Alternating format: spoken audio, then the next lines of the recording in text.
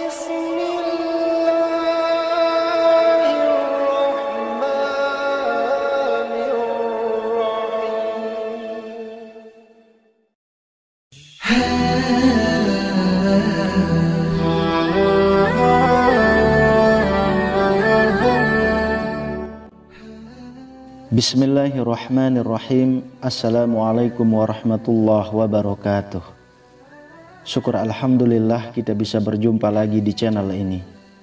Sholawat dan salam selalu dan tetap tercurahkan kepada junjungan kita Nabi besar Muhammad sallallahu alaihi wasallam. Allahumma sholli ala sayyidina Muhammad wa ala ali sayyidina Muhammad. Harapan dan doa saya semoga saudaraku semuanya selalu diberikan kesehatan, dilapangkan rezekinya, diampuni dosa-dosanya, dan dipanjangkan umurnya. Amin ya rabbal alamin. Sahabat beriman yang dirahmati Allah, kisah ini mungkin telah sering kita dengar, namun sekedar mengingatkan kembali tentang perjuangan wanita mulia ini. Semoga dapat mengembalikan gairah kita untuk juga bisa menteladani beliau, wanita yang berhati baja. Nusaybah binti Ka'ab radhiyallahu anha, namanya tercatat dalam tinta emas penuh kemuliaan. Bahkan kematiannya mengundang ribuan malaikat untuk menyambutnya. Hari itu Nusaybah sedang berada di dapur. Suaminya Sa'id sedang beristirahat di bilik tempat tidur. Tiba-tiba terdengar suara gemuruh bagaikan gunung-gunung batu yang runtuh. Nusaybah menerka, itu pasti tentara musuh. Memang beberapa hari ini ketegangan memuncak di kawasan Gunung Uhud. Dengan bergegas, Nusaybah meninggalkan apa yang sedang dilakukannya dan masuk ke bilik. Suaminya yang sedang tertidur dengan halus dan lembut dikejutkannya.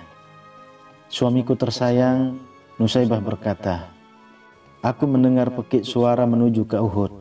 Mungkin orang-orang kafir telah menyerang." Sa'id yang masih belum sadar sepenuhnya tersentak. Dia menyesal mengapa bukan dia yang mendengar suara itu, malah istrinya. Dia segera bangun dan mengenakan pakaian perangnya. Sewaktu dia menyiapkan kuda, Nusaybah menghampiri. Dia menyodorkan sebilah pedang kepada Sa'id. "Wahai suamiku, bawalah pedang ini, jangan pulang sebelum menang." Sa'id memandang wajah istrinya. Setelah mendengar perkataannya itu, tak pernah ada keraguan padanya untuk pergi ke medan perang. Dengan sigap dinaikinya kuda itu. Lalu terdengarlah derap suara langkah kuda menuju ke utara. Sa'id langsung terjun ke tengah medan pertempuran yang sedang berkecamuk. Di satu sudut yang lain, Rasulullah melihatnya dan tersenyum kepadanya. Senyum yang tulus itu semakin mengobarkan keberanian Sa'id. Di rumah, Nusaybah duduk dengan gelisah. Kedua anaknya, yaitu Ammar yang baru berusia 15 tahun dan Sa'ad yang 2 tahun lebih muda, memperhatikan ibunya dengan pandangan cemas. Ketika itulah tiba-tiba muncul seorang penunggang kuda yang nampaknya sangat gugup. "Wahai ibu, salam dari Rasulullah," berkata si penunggang kuda. Suami ibu, Sa'id, baru saja gugur di medan perang. Beliau syahid. Nusaybah tertunduk sebentar. "Inna lillahi," gumamnya. "Suamiku telah menang perang. Terima kasih ya Allah." Setelah pemberi kabar itu meninggalkan tempat, Nusaybah memanggil Ammar. Ia tersenyum kepadanya di tengah tangis yang tertahan. "Wahai Ammar, kau lihat ibu menangis? Ini bukan air mata sedih mendengar ayahmu telah syahid. Aku sedih karena tidak memiliki apa-apa lagi untuk diberikan kepada para pejuang Nabi. Maukah engkau melihat ibumu bahagia?" Ammar mengangguk. Hatinya berdebar-debar. "Ambillah kuda di kandang dan bawalah tombak. Bertempurlah bersama Nabi hingga kaum kafir terhapus." Mata Ammar bersinar-sinar. "Terima kasih ibu. Inilah yang aku tunggu sejak dari tadi. Aku ragu seandainya ibu tidak memberi peluang kepadaku untuk membela agama Allah." Putra Nusaybah yang berbadan kurus itu pun terus menderapkan kudanya mengikut jejak sang ayah. Tidak terlihat ketakutan sedikit pun dalam wajahnya. Di hadapan Rasulullah, ia memperkenalkan diri. "Ya Rasulullah, aku Amr bin Sa'id. Aku datang untuk menggantikan ayahku yang telah gugur." Rasul dengan terharu memeluk anak muda itu. "Engkau adalah pemuda Islam yang sejati, Amr. Allah memberkatimu." Hari itu pertempuran berlalu cepat. Pertumpahan darah berlangsung hingga petang.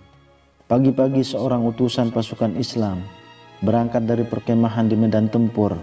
Mereka menuju ke rumah Nusaybah. Setibanya di sana, wanita yang tabah itu sedang termangu-mangu menunggu berita.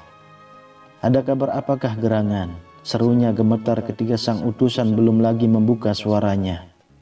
"Apakah anakku gugur?" kata Nusaybah. Utusan itu menunduk sedih. "Betul." "Innalillahi." Nusaybah bergumam kecil. Ia menangis. "Kau berduka ya Ummu Ammar?" Nusaybah menggeleng kecil. "Tidak, aku gembira. Hanya aku sedih, siapa lagi yang akan kuberangkatkan saat masih anak-anak." Mendengar itu, Saat yang sedang berada tepat di samping ibunya menyela, "Wahai ibu, jangan remehkan aku. Jika engkau izinkan, akan aku tunjukkan bahwa Sa'ad adalah putra seorang ayah yang gagah berani." Nusaybah terperanjat. Ia memandang putranya. "Kau tidak takut, nak?" Sa'ad yang sudah meloncat ke atas kudanya menggeleng yakin. Sebuah senyum terhias di wajahnya ketika Nusaybah dengan besar hati melambaikan tangannya saat hilang bersama utusan tentara itu. Di arena pertempuran, Sa'ad betul-betul menunjukkan kemampuannya. Pemuda berusia 13 tahun itu telah banyak menghempaskan nyawa orang kafir. Hingga akhirnya tibalah saat itu, yakni ketika sebilah anak panah menancap di dadanya. Sa'ad tersungkur mencium bumi dan menyerukan, "Allahu Akbar."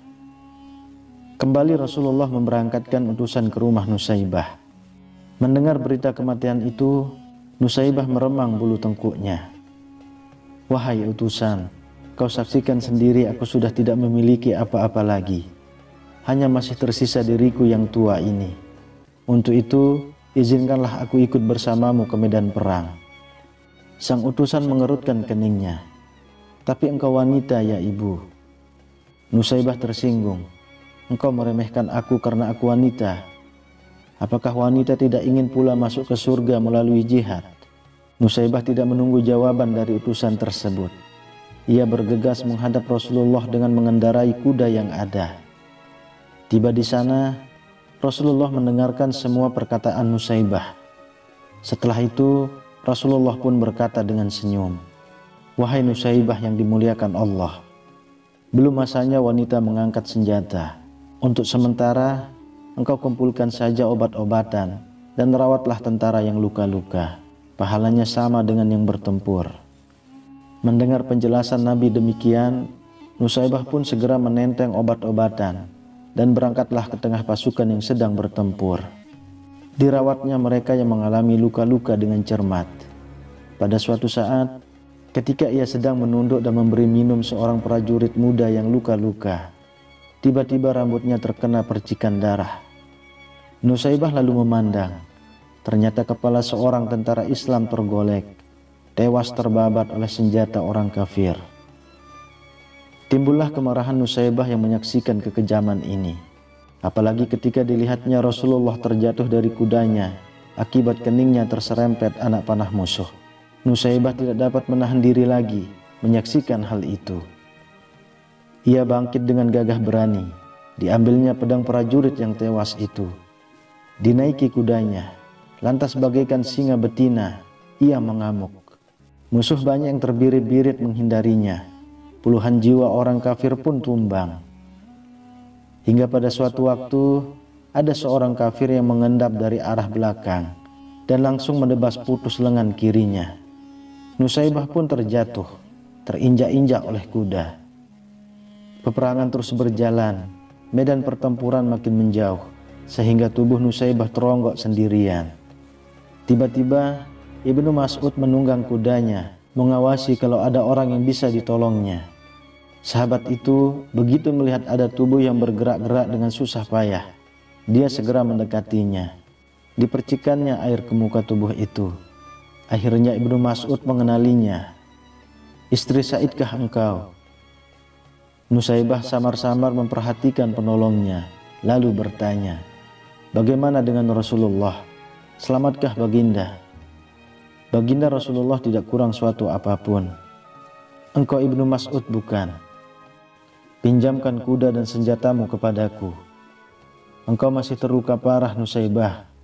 Engkau mau menghalangi aku untuk membela Rasulullah, kata Nusaibah. Terpaksa Ibnu Mas'ud menyerahkan kuda dan senjatanya. Dengan susah payah, Nusaibah menaiki kuda itu, lalu menerapkannya menuju ke medan pertempuran. Banyak musuh yang dijungkir balikkannya, namun karena tangannya sudah buntung, akhirnya tak urung juga, lehernya terbabat putus oleh sabetan pedang musuh. Gugurlah wanita perkasa itu ke atas pasir. Darahnya membasahi tanah yang dicintainya. Tiba-tiba langit berubah mendung, hitam kelabu. Padahal tadinya langit tampak cerah dan terang benderang. Pertempuran terhenti sejenak.